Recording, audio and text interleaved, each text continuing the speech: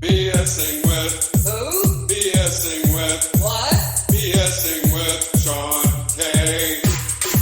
BSing with Who? BSing with What?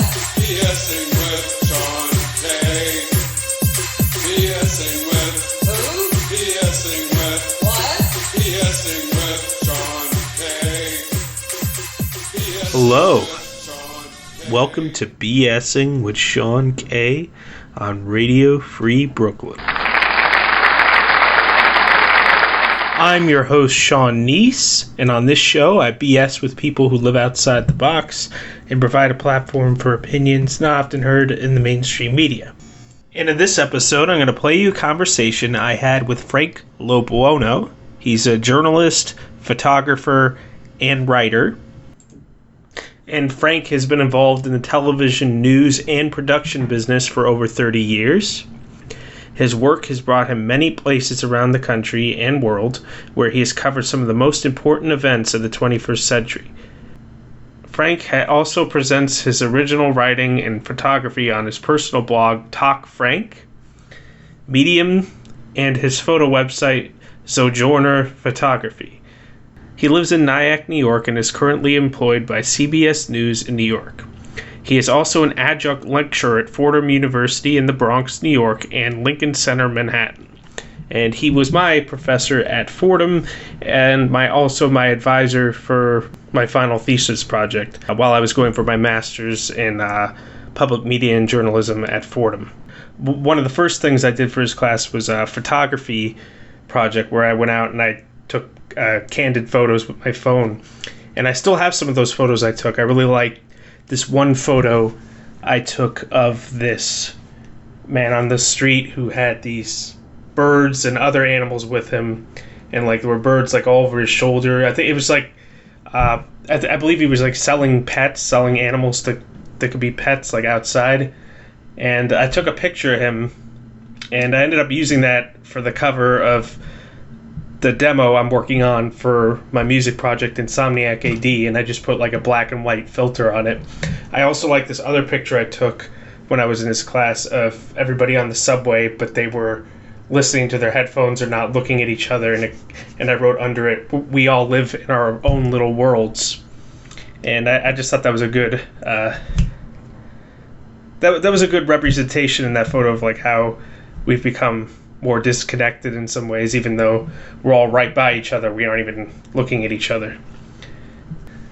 Some of the earlier episodes of this show I worked on while I was taking his class, and I used them as projects for his class, and he really got me to challenge myself more with my work. And I definitely think that I've improved a lot of my craft through learning what he taught me. And now, I'm taking more steps with this show. I'm a part of this network now, and I found his story inspiring, and I think other people trying to make it in the broadcast or media entertainment will find it inspiring as well. And here it is, and I hope you enjoy it. I'm here with Frank LoBuono. LoBuono. Yes, it's actually a Sicilian derivative, and people have difficulty with it because there's a U in it. It's LO capital B UONO, and people get familiarized with Bono from U2, of course, and Sonny Bono, so that's in their heads, and they forget there's a U in there. And Sicilian, like the Italian language, every syllable is pronounced, so it's LoBuono. Yeah, I guess we're not used to that as much here in Generally America. speaking, really. yeah. Well, because we have a tendency to anglicize everything, because it is an Anglo. We speak English, which is an Anglo culture. So sometimes names that have a little more ethnicity to them, not only Italian but French and Taiwanese, etc., can prove difficult because it's a completely different pronunciation key. Although Italian is pretty simple because everything is said exactly the way it's spelled if you stay within the pronunciation key. So it's LoBuono. Yeah, that's true. We don't always say everything the way it's spelled, Right. it looks different than it sounds. And especially in New York, we speak Yeah. so fast. That's Yeah. a big, we've heard of the legendary New York Minute, which is a few seconds. So we tend to shorten things as well. And even what's interesting, and there's been a number of articles, even how Italian has become bastardized within our culture too. For example, gabagool for capicola. You hear it on The Sopranos, for example. Galamad for calamari. If you spoke the way we often speak Italian, if you will, in the metropolitan New York, New Jersey, Connecticut area, if you did that in Italian, they'd start laughing at you, or they wouldn't understand you at all because it's so different. But there are reasons for that too, because so much Italian and dialect came from so many different places. It's kind of an amalgamation of a number of different dialects plus a little English thrown in. But that's what the beauty of America is, when you let it be, is to have that true mixing pot, and where every culture contributes on some level, even in language. The Irish, for example, there are a million literally Irish words, not only Irish American, Gaelic Irish words that have come into our culture as quote unquote normal English words, which really have a different root. Yeah, and it kind of combines into one. American culture is kind of a mix of different cultures altogether. It is. That's why it's difficult sometimes to say I'm an American. American is a lot of things, and that we're changing somewhat. And unfortunately, it's a conversation for another day. Yeah. Not necessarily for the better, but the whole idea was that we are strong because we are diverse. Yeah, So- different people coming together to make it. Absolutely, and everybody contribute. Everybody, Slovaks, Asians, Irish, Italians, and they've all passed through a period of difficulty where they weren't necessarily received in the best light possible. But through persistence and honesty and integrity, they've won a part of America, and that's really what it is. It's an amalgamation, and always should be. Yeah, and I guess we'll get into you and like what you do. You're Okay. a journalist here at CBS, Right. And you also do writing. You have a blog, I do. and you were my professor at Fordham. Correct, for your graduate class, which I love. I love teaching at Fordham. I love it as a university. One of the things that surprised me was how diverse we talked a little bit about diversity. Fordham is known as the Catholic University of New York, and it is. It's a Jesuit school. But I was really impressed by the diversity in the faculty. So many Jewish professors, for example. You think in a Catholic school, and making the quotation mark things. But even some of the students, we had many openly gay students, a few transgender students that lived openly within the campus, and I was very impressed by that, and that they were encouraged to live, from what I saw anyway, openly and freely, and so that's a good thing. Yeah. So that's why. What do you enjoy about teaching? I do, and I like the connection with the students, and you're a student. You were a student in my class. You could probably tell me otherwise. But one of the first things I say to my students is forget grades, because this is not, and it should never be about grades. It should be about learning. And I've had a 35-year career. I've traveled around the world and on stories, and I have kind of a unique story where I came from the ground up, if you will, to build a career, and I like to share that with young people and say that if you apply yourself and you get the opportunity, you go for it and you make a go of it. Yeah, let's start at the beginning of like how you. Well, you'll find it interesting, and maybe your listeners will as well. Even though I'm a journalist now, my degree is in microbiology and biology, and I even went to graduate school for one semester in microbiology. I worked with electron microscopes, so it was somewhat technical, if you will, at the same time. But really, my idea was to go to medical school, and it's one of the reasons why I studied biology and microbiology, and I thought maybe a PhD, MD path for me might work. But in a sense, I was living much more my father's dream, if you will, for what I should become instead of my own. My father was a classic child of the Depression. He lost his father when he was very young. Then World War II broke out, and that interrupted his education. So you had a man who loved learning, who didn't didn't have the opportunity to express that love for learning, at least as a young man. Later on, I was very proud of him, in his 50s, he actually went back to Bergen Community College in New Jersey and earned an associate's degree, which he was very proud of. But as part of his work, he became a Bergen County sheriff's officer, and one of his assignments was as a court attendant. So he used to have to attend and guard, if you will, these big trials where he watched lawyers and doctors testify, often in very important, literally life and death cases. And he became so impressed with their knowledge and their presentation of knowledge. He said, Frankie, these men are literally, through the strength of their learning and knowledge, have the power, if you will, over life and death.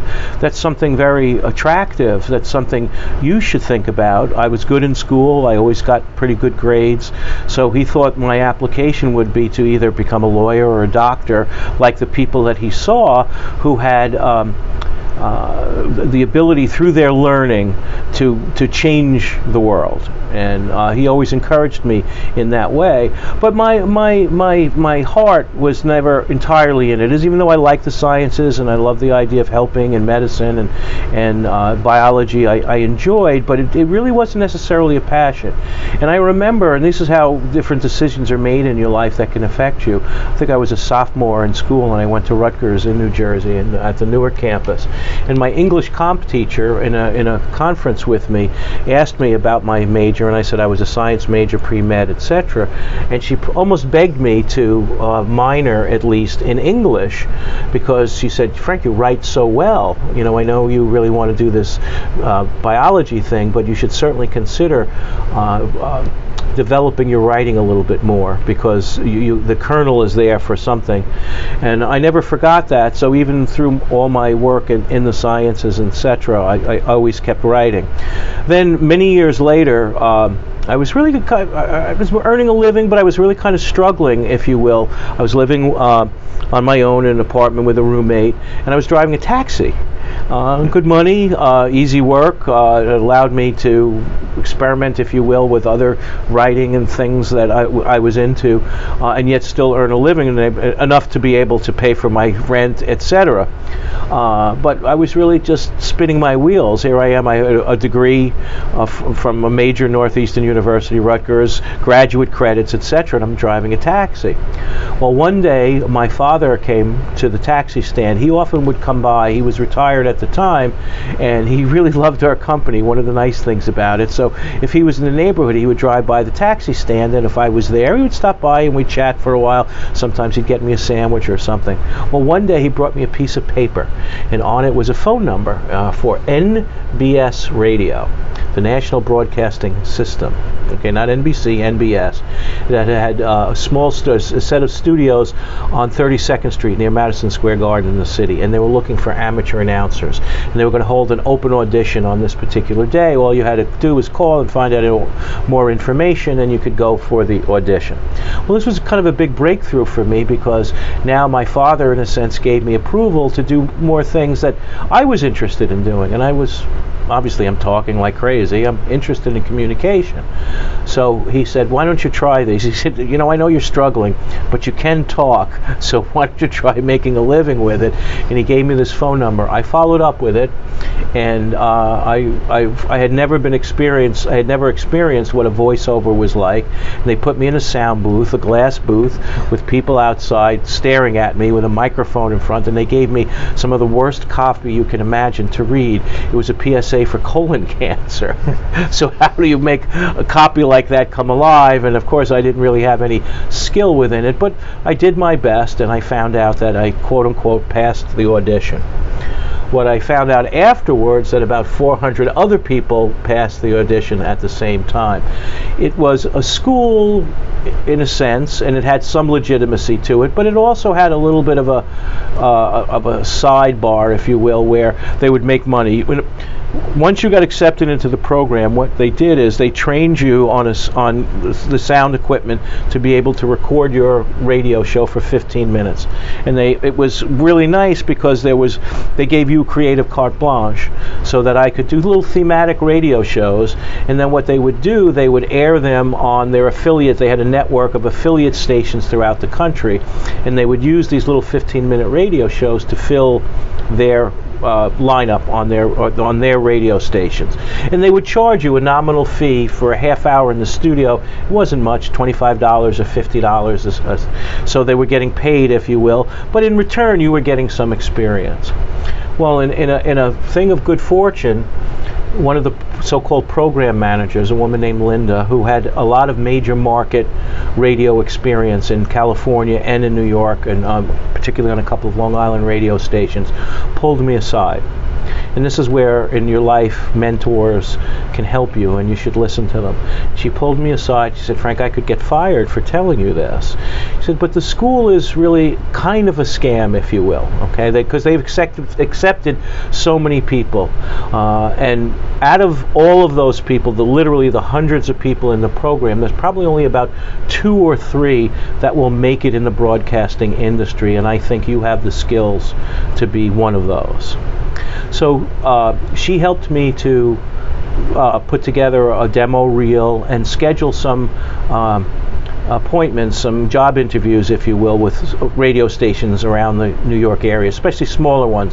Obviously, I didn't have the experience for a big major market radio like WCBS or WABC, which you hear here. But anyway, one of the interviews took me to a place in New Jersey, WDHA, which was called the Jersey Giant in the time. This was in the early 80s. Terrific progressive rock and roll station. Yeah, it's still there. It's right in Morristown and Dover. It's out in that area. Right near where I live. Oh, interesting. It was in New Jersey. In those days, it was very progressive. Okay, where most radio in New York was top 40, most of it, and WDHA was much more progressive. Played things like the Ramones and people of that nature, which you wouldn't hear on major market radio. So she thought I'd be a good fix there, and I went. And the program manager at the time was a fellow by the name of Mark Chernoff. Now it might be a familiar name to some of your friends and listeners, because he became the program manager for the Howard Stern show. And he was often parodied and made fun of, as Stern would do on most of his stuff. But from there, he also parlayed his career into big-time stuff with Howard Stern. Well, he conducted the interview, and we went to the same high school, Fort Lee High School in New Jersey. He was a bit older. He was my older sister's age, but I remember him, and he remembered me, and I went to school. His sister was also a little bit younger than me, so we had that connection.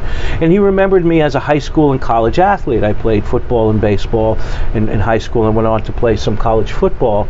And he liked my tape. He said, obviously you have talent. You're a little, I don't think you're necessarily ready for us yet, this quite a radio station quite this size. He said, but why don't you parlay your athletic career into some level of broadcasting?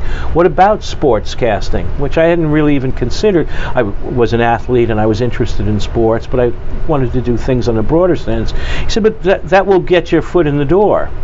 So I started shipping my little tape out to some of the cable stations, but it was an audio tape, and most of them would say, to backtrack a little bit, he said, look, a lot of these small cable stations are now starting programming departments, particularly with sports, to cover local high school sports, local high school football games, basketball games, baseball, etc. Why don't you explore getting in in that way? So I did. I sent out the tape to a few of the local cable companies, a nibble here or there, but nothing firm. Well, driving the cab one day, and sometimes it's better to be lucky than good, I ran into another high school friend, someone who I had played high school football with, and I picked him up and we started gabbing, and he said, hey Frank, it's a long time, what are you up to? And I explained, I said, well, I'm driving right now, but I'm looking to try to get into some kind of broadcasting. And he said, dummy, didn't you know I'm the general manager of a small cable station in Westchester in Harrison, New York? Why don't you come over and do some football games for me, and we'll take it from there and we'll go. So I started doing high school football games on Saturday afternoon with a single VHS camera with a lavalier mic clipped to my lapel, and I announced the games while I shot the games. And that's how I started. But after a while, I did a number of games, and we were going to go into the basketball season, and I said to my friend, I said, look, I don't mind doing it for nothing, but now it's actually costing me money because I have to gas and tolls and things of that nature. I'd rather not have it cost me money if at all possible. Well, a stroke of good fortune, he moved to a slightly larger cable company called TKR Cable in West Nyack, New York, that gave him a little bit more of a budget, and he said, I'll make a deal with you. I'll pay you $25 a game to do those over here, so at least you can pay for your gas and tolls. And that was a big break for me. So now, instead of questioning, and everybody has to make that decision in their careers, how much are you willing to sacrifice to get what you want? And at that point, the fact that he made just that little gesture to meet me at least part ways, I never questioned another assignment after that. So instead of saying, when he said, look, I need you to jump, and I'd say, well, I don't know if I want to jump, I said, how high? So from that point on, eventually a part-time position within the cable production house came open for a production assistant. I applied and I got the job, and I was making $5.40 an hour. This was in the early 1980s, but I got an enormous amount of experience there. I was lucky through him, he was the general manager, and a couple of other general managers who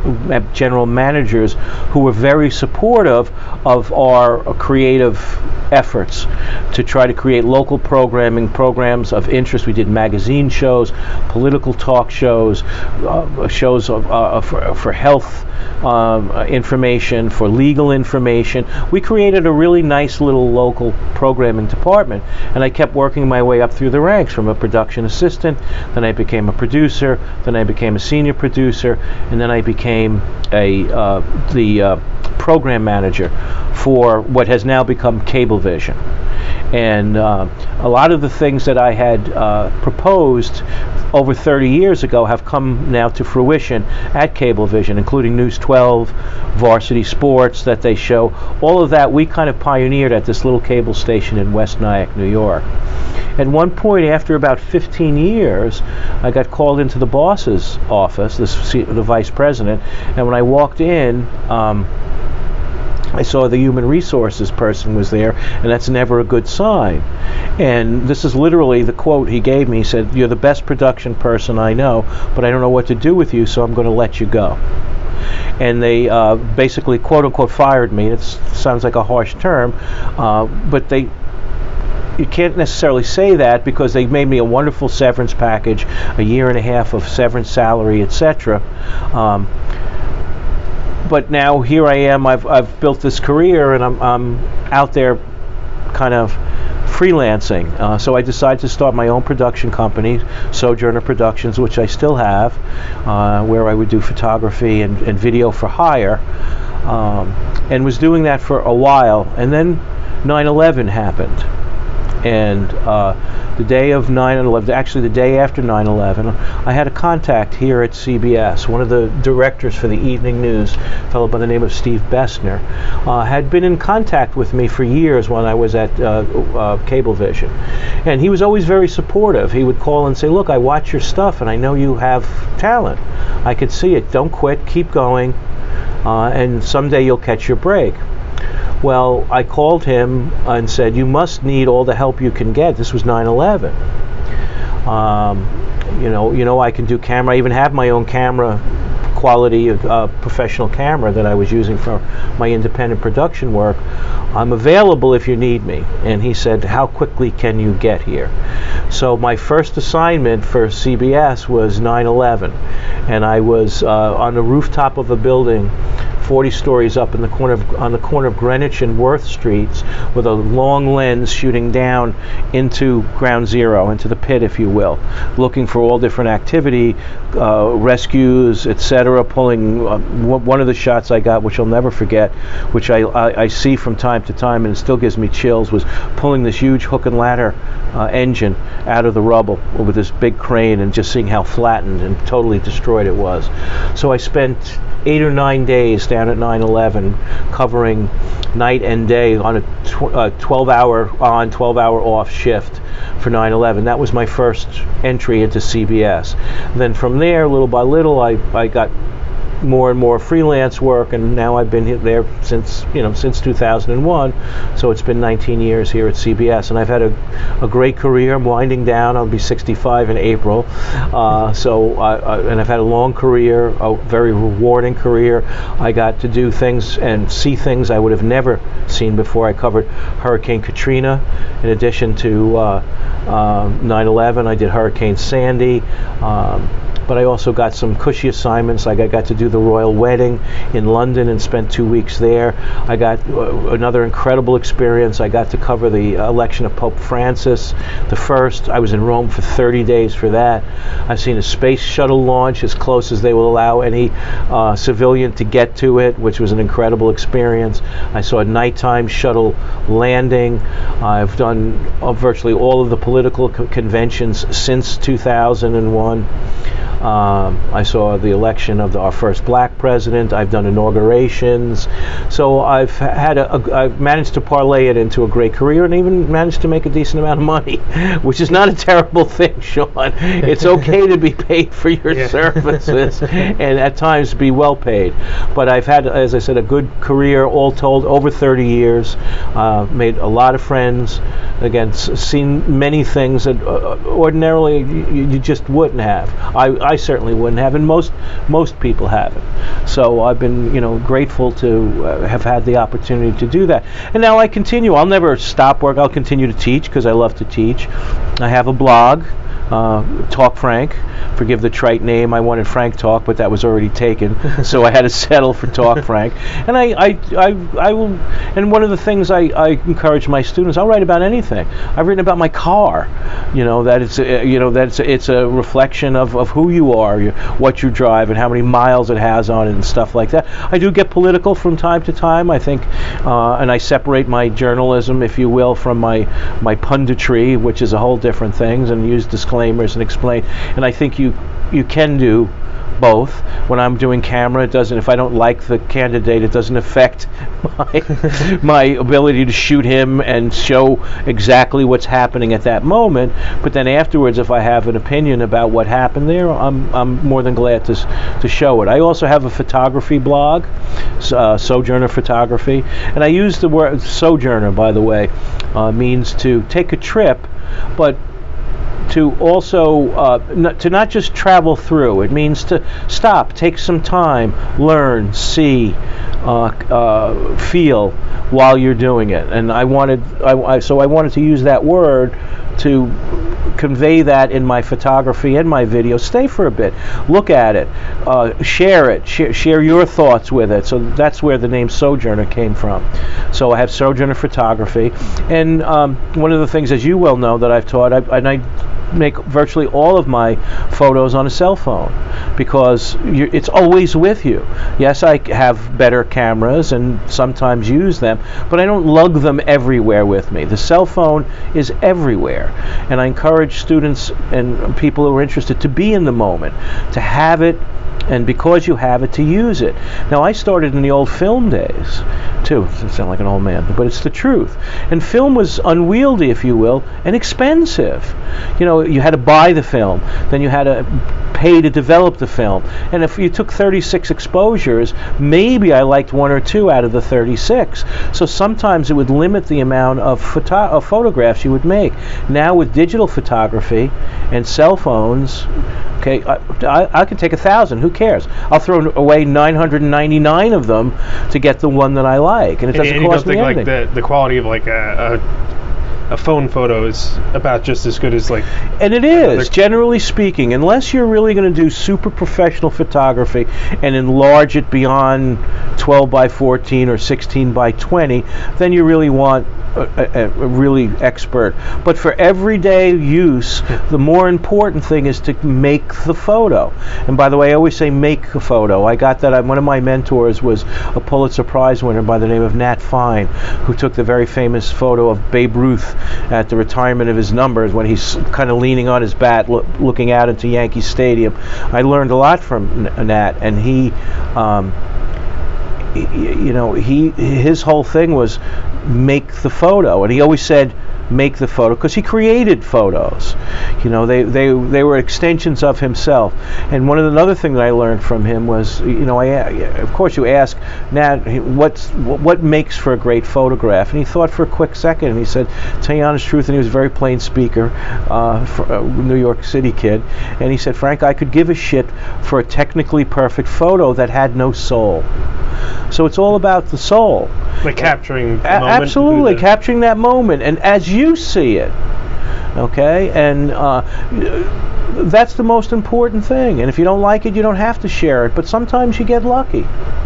You know, but you, again, all these hackneyed phrases, but it's the truth. You have to be in it to win it. If you're not making the photos, well, then you got nothing. It's almost like what people, and not to get overly political, but it's what people talk about voting. Well, I don't vote. Well, then it's worthless. If you don't use it, it's worth it. Then it is worthless. Same thing with your photos. If you're not making the photos, well, then you got nothing. Yeah, and you never know. A few weeks ago on Veterans Day, as a matter of fact, I got what I think, and I've been complimented on it, as an extraordinary photo of the George Washington Bridge. And this is where luck comes in, but also some knowledge of why you might be taking the photo. Let me explain. I'm coming up the West Side Highway, leaving CBS to go to my place in Nyack, and I'm going to go over the George Washington Bridge. And I noticed it was still lit, that bright light, white lights that they do for special occasions, and it was Veterans Day. So I said, gee, I might be able to get a few decent photos out of this, and I know that as you come off the West Side Highway, there's a long winding ramp, but as you come up the ramp, you get a nice perspective of the towers and the bridge. So I put my phone in the hands-free unit, set up the camera, ready to go. Of course, I'm not going to hold the camera. I don't encourage that in anybody. It was hands-free. Okay. And as I got up through this rise onto the bridge, I just kept hitting the shutter, hoping, again, but yet also knowing that if I hit it right, I might get something special out of it. And sure enough, one of the most remarkable things about the photograph is that there's no traffic. And that never happens on the George Washington Bridge. I was hoping that maybe if I didn't get behind a truck, because there's so much tractor-trailer traffic on the upper level of the bridge, well, if you see the photo, I just happen to time it where there's only actually one car coming in the opposite direction and virtually nobody going over the bridge in the same direction. So it looks almost abandoned with the two towers lit. And so it was a combination of being lucky, okay, but also knowing that if I did get lucky, I might get something out of it. And that's what I encourage with everybody. You know, you just might get lucky. Just make the photo. You know, take the shot, as they say. And I think that's an important thing. And I think digital technology has made it so much more accessible for all of us to do more artistic endeavors. Like more candid photos, or also, yeah, and I even get in trouble with that. I love to do street photography, and people are always attacking me that so you can take. There's no law against like taking a picture of someone on the street. There is no. People have to understand it. Yeah. You are protected, and I teach that in the class. You are protected by the First Amendment.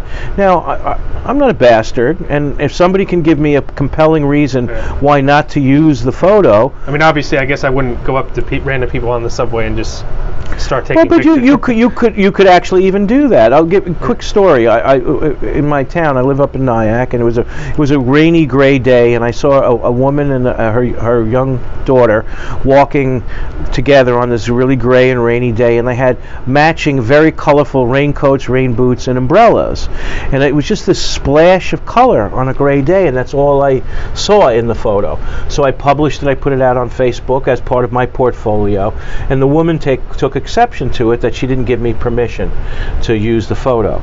And I try to explain to her that I didn't need her permission to use the photo. And it started this, oh man, people attacked me, and why are you being such a bastard and such a hard ass, and etc. The point is because I wanted to protect my rights as a photographer, my First Amendment right, which is freedom of expression. And no matter what anybody said, the Supreme Court has ruled over and over again that your right for freedom of expression trumps your right to privacy when you're in a public space. Now and again, and I try to explain, what was happening, Sean, was that people were bullying me or trying to bully me into taking off the photograph, and that will never happen. I will never be bullied into lessening my art for less than a good reason, if you will. Okay, and that's what I wanted people to understand. If you give me a compelling reason, like maybe you're in the witness protection program, that's a good reason to pull the photo. Seriously, if the woman was a victim of abuse and was trying to protect her privacy and the daughter's privacy, and you told me that, which eventually somebody did, and so I took down the photo. But until that point, telling me you don't like it and you haven't given me your permission ain't good enough. That's no reason to compel me to stop making my photographs. And I have a right to make them, and you do, and all your listeners do. It's the same, even with the police. Now remember, I was this New York beat photographer for CBS for years, and I had to deal with the police, and I'll tell you now, more times than not, they were cooperative than not cooperative. Let's got to be fair here. Okay, but you have to understand that they have a job to do, you have to have a job to do, and there's a reasonable compromise within that. Okay, you can't get in the way of their work, but short of that, I'm making this shot. And that if there's any foul play, then you're able to look. There's evidence. There's video evidence. Sure, and that's one of the reasons also that the Supreme Court supports freedom of expression. All right, and it's an example. You're in a local town, and you're walking by, and the mayor of the town comes out, and he's inebriated, and he's sloppy and falling all over the place, and you make a photo of that for the news, and you give it to the newspaper the next day. Of course, he's going to be pissed off. He doesn't want to be seen that way, but he was that way. He was seen that way. So you should not be able to be intimidated into not publishing that photo. Or I was thinking, like, if there's a suspect, like America's Most Wanted kind of thing, and you see if someone who looks like that, and you take a picture, like, oh, I think I saw him here. Yeah. Yeah. I mean, there are times where it can be used in evidence. There are legal issues with it, but from a creative standpoint, and you have to understand, if you go out in the street, you're going to hear that from time to time. People have to be prepared for that. Now, I know even your show, you try to interview people who are not in the mainstream. Well, if you're not going to be in the mainstream, you need to be prepared to suffer the slings and arrows. Backlash to, like, what you say if you say something absolutely, controversial. of course. And you show, and I say lots of controversial shit on my blog. I do all the time. I'm not afraid of it, but I also try to. I always avoid pejoratives and ad hominem attacks, if you will, personal attacks. I don't want to call anybody an idiot or a moron, or I certainly try to avoid that. And everybody gets hot once in a while. Somebody pushes the right buttons, and you're ready to meet violence with violence, if you will. But you really have to try to avoid that. But also at the same time, be firm and say, no, I'm not going to retract that, especially if you believe in it and you can support it. Remember, that's another thing. And Sean, there's so much disinformation out there. It's incredible. Here was a classic, and if you read my blog, I'm not a big supporter of the current administration. That's an understatement, but that's a story again for another day. but even within that, there has to be truth in all of it. The point I'm trying to make, there was an internet meme with a picture of Donald Trump, the president, with his mother, and the slogan that his mother said that even as a kid he was an idiot and a moron. And I looked at it and I said, this doesn't smell right to me. Nobody's mother is going to publicly come out and call their child an idiot.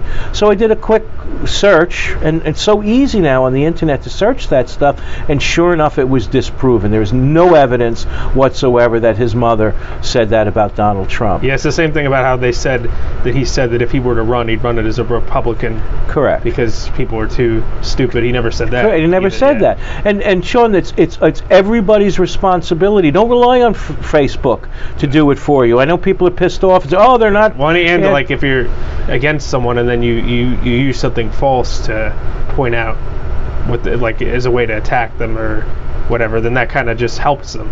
Sure. Because you're using something that's false. Like, find something real about Trump to attack. Like, I'm not a fan of Trump either, but Right. like I'd want to attack him with something real. Correct. And the point is, one of the things we attack him for is that he lies so much. So if you're lying just as much, well, then who's winning here?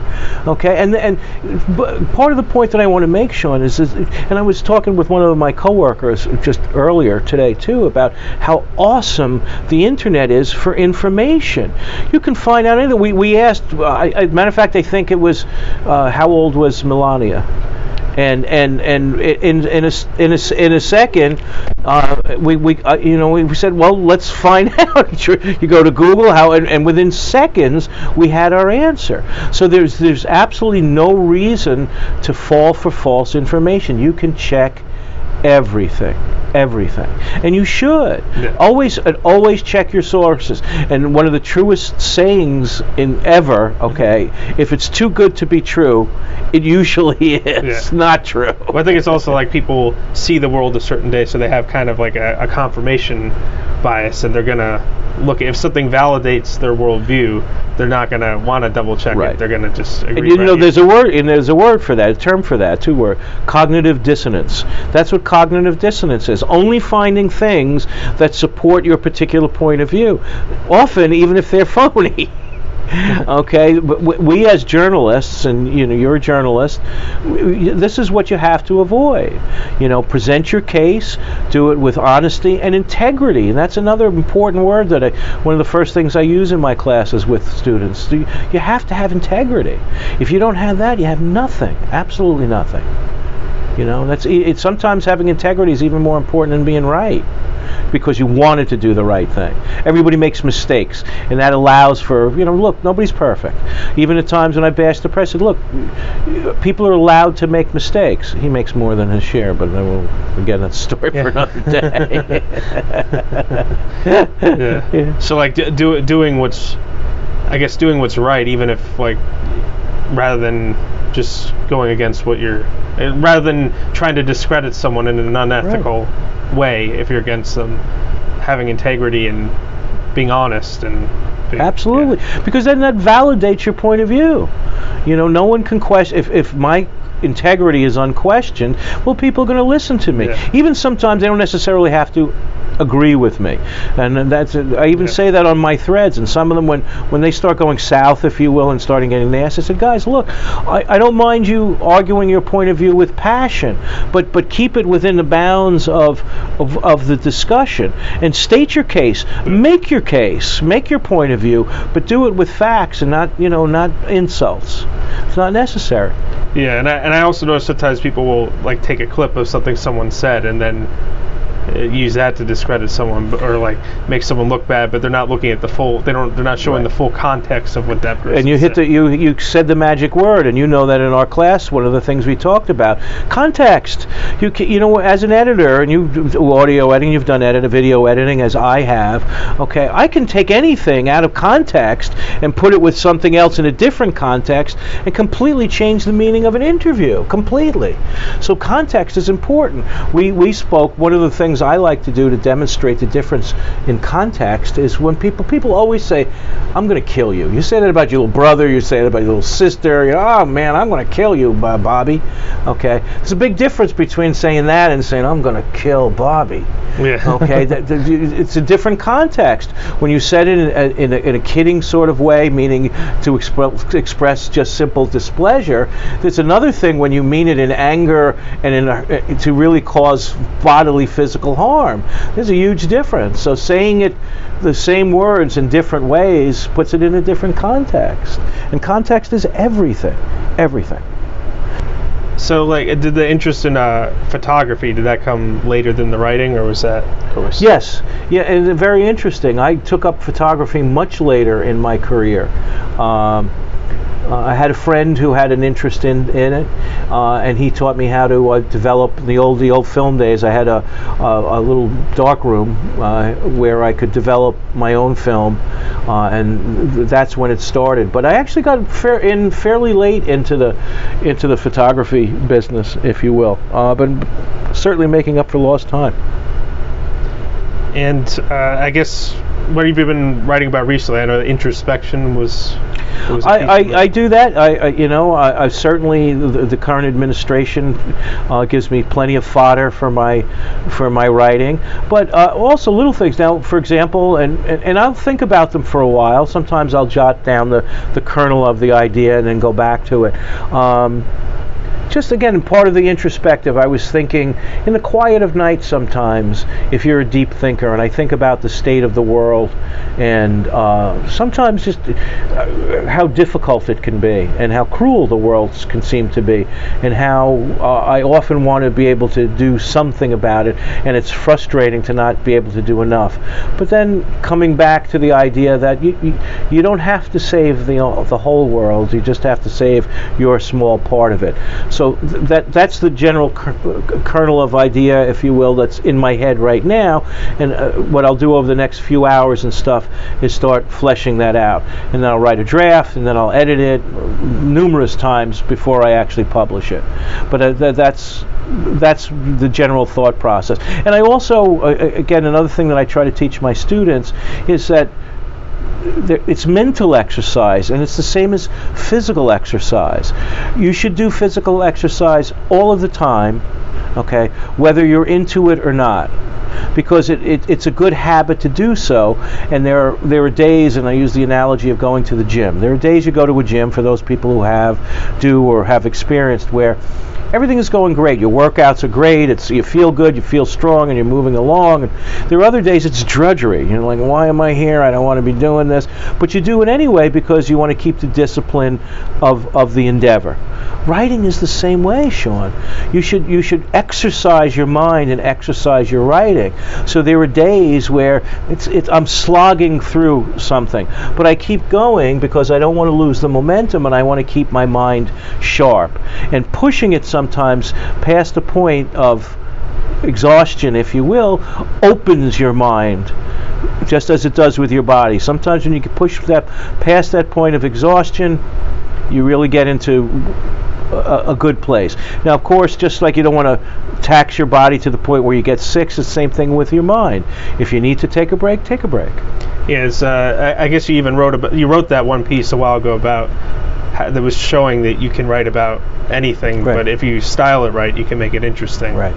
Yeah. And I always, when I put so much of myself into my writing, and I encourage everybody to do that. Honest writing always connects, and I do get a fair amount of private comments. People do a private Facebook message, or sometimes comment directly on the blog, and the most complimentary is to say that, you moved me. I hear you. What you say, and people say, I may not always comment on your blogs, but they always have some meaning to me, and they're always so honest. If I can accomplish that, if anybody can accomplish that, you've done something. And I always write with honesty. Always, you have to, and again with integrity. And you may not agree with me. I got into a huge fight a few weeks ago with discouraging people from using the name Fredo when they refer to Governor Cuomo. Because I see it as an ethnic, if you will, slur. If you will, it's a new, more polite way, if you will, of calling somebody a dumb guinea. At least that's the way that I've seen it, and I express that point of view. Man, that I got absolutely attacked for that. Oh, you're a pussy, and get tough, and it doesn't. Well, it does. And I was adamant about it, and I argued my point as to why I thought it was that way, and. But it can get ugly sometimes, and you have to be prepared, especially if you speak. I was honest as I could be, how I felt about it. Now, again, if you disagreed, that's okay. And there were a few people that said, I think you're being overly sensitive. That's one thing.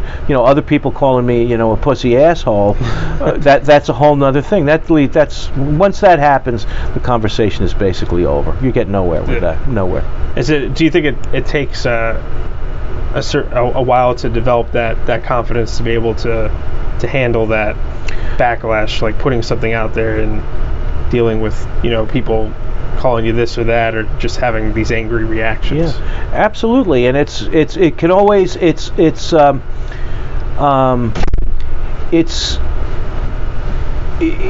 you're not always entirely prepared for it. I think that I am sometimes, but it turns out it still shocks me at times, and it can hurt. It can, but you have to consider the source. Like I said, only my friends can truly insult me. Because you have to consider the source. Yeah. Okay, strangers and stuff who insult me with things of that nature, that's nothing. But if my friends were to say stuff like that to me, then I would be hurt by it. But yes, it does take a little bit to, just slough it off and shake it off and just move on and realize, well, that's their problem, not yours. Yeah. And I almost feel like you have to reach that state to have like a real happiness. You have to reach that state where you're able to just be you and take the backlash. And absolutely, because sure. if you just play it safe and you're polite all the time and you never, then that's not real, because you're holding something back. You're holding. Right.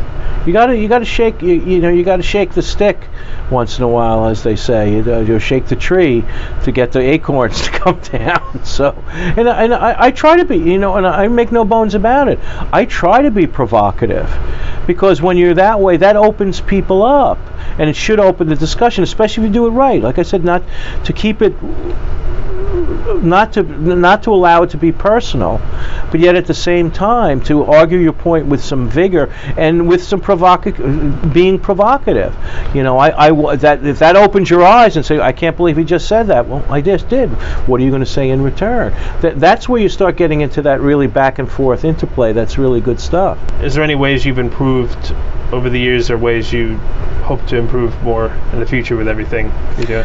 Oh, absolutely, no question. I'm working on my patience. I have, as a kid, I had a volcanic temper.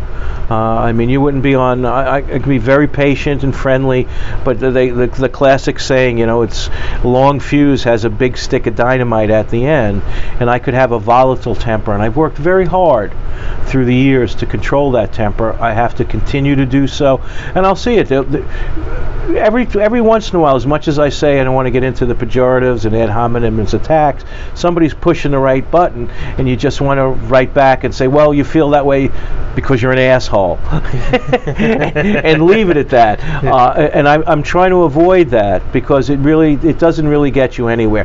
Now, that doesn't mean you suffer fools endlessly. At some point, I guess if someone's really being an asshole, exactly. I'm done with you, thanks, but no thanks. Yeah. And I try not to block people for simple differences of opinion, but if it starts to get to the point where it's like, this is just, I don't need you in my life. You're not rewarding me in any way that's fruitful, and that doesn't mean you have to be my best friend or call me the best guy in the world. It means that we've had a decent discussion. You've presented your point of view in an effective way. We may not agree, and that's okay. But it's the people that you can't reach that with. You just gotta write them off.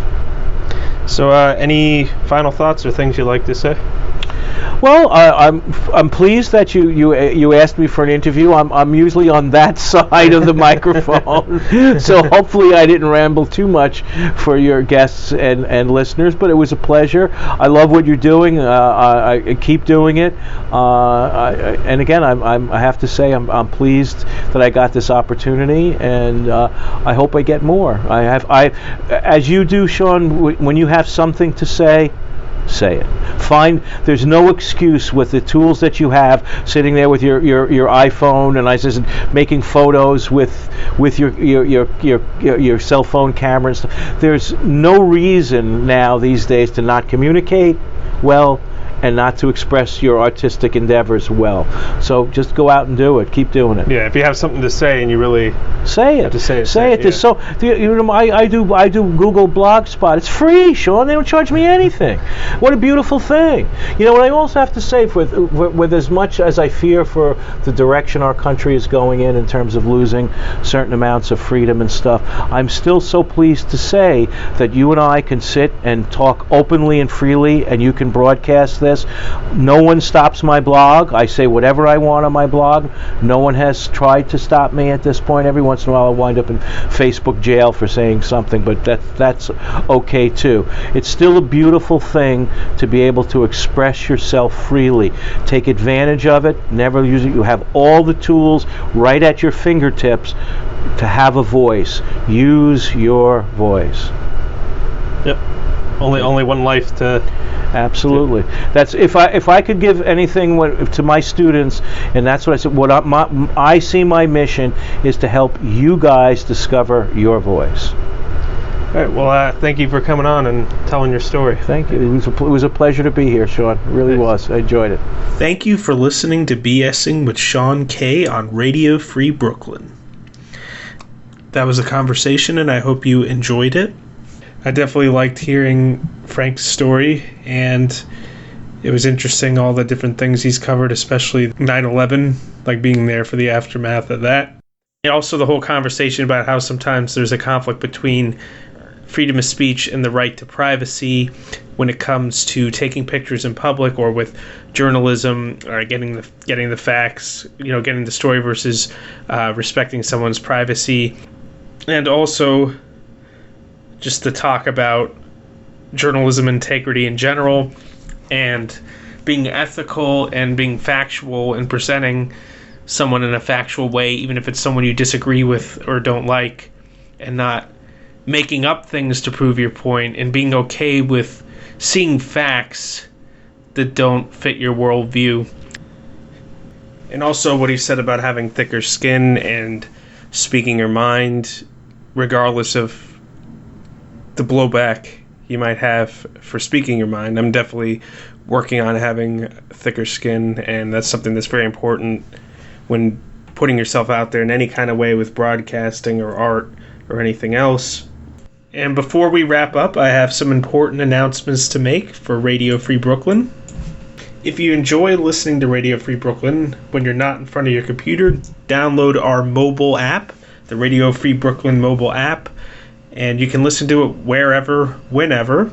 Also, please be sure to subscribe to our monthly newsletter for the latest news about new programming and upcoming Radio Free Brooklyn events. You can sign up at radiofreebrooklyn.org/newsletter. Now, lastly, I'm going to tell you about our Drive to 5 fundraising. Radio Free Brooklyn's Drive to 5 fundraising campaign is underway. In May, Radio Free Brooklyn turns 5 years old, and we need to raise $25,000 so we can continue bringing you BSing with Sean K and our other great programming for another 5 years. We're only about 30% there, so we have a long way to go in just a couple of months. If we're unable to reach our goal, it might be adios amigos to this show and dozens of others. If you'd like to make a small monthly donation to help us reach our goal, the easiest way to give is to text RFB Give 5, the number 5, to 44321, and you can make a pledge right on your phone. We also have some great gifts for giving available on our website, including a limited edition 5-year t-shirts designed by former Clash manager Cosmo Vinyl. You might even be able to get a free one if you complete our monthly challenge. If you'd like to get one of these great premiums, you can make your donation at radiofreebrooklyn.org/drive-to-5. If you can't afford to give, you can still let us know how much you love us by calling our special voicemail at 718-673-8201 and leave us a message letting us know why you love Radio Free Brooklyn or to wish us a happy birthday. If you consent, your message may be played on the air. At Radio Free Brooklyn, we always welcome new neighbors. Dashi, a new American restaurant and cafe specializing in Japanese and Asian comfort foods, has just opened on 119 in Graham Street, only a few blocks from the Morgan L stop. They've got great dishes, noodles, rice dishes, small plates, and salads. And if you want a hamburger or BLT, they got that too. They're open every day, most days from 9 a.m. to 8 p.m., and you can order online from Grubhub, Postmates, or DoorDash. Check them out at dashibrooklyn.com or stop by Dashi and welcome them to the hood. Tell them Radio Free Brooklyn sent you. Thank you for listening to Radio Free Brooklyn. Your support keeps us alive. And thank you for listening to BSing with Sean K on Radio Free Brooklyn. I will be back next week, and you can also listen to my episodes on Spotify and iTunes and on my website, SeanKneese.com. And that about does it for tonight's episode. I'll catch you on the next one.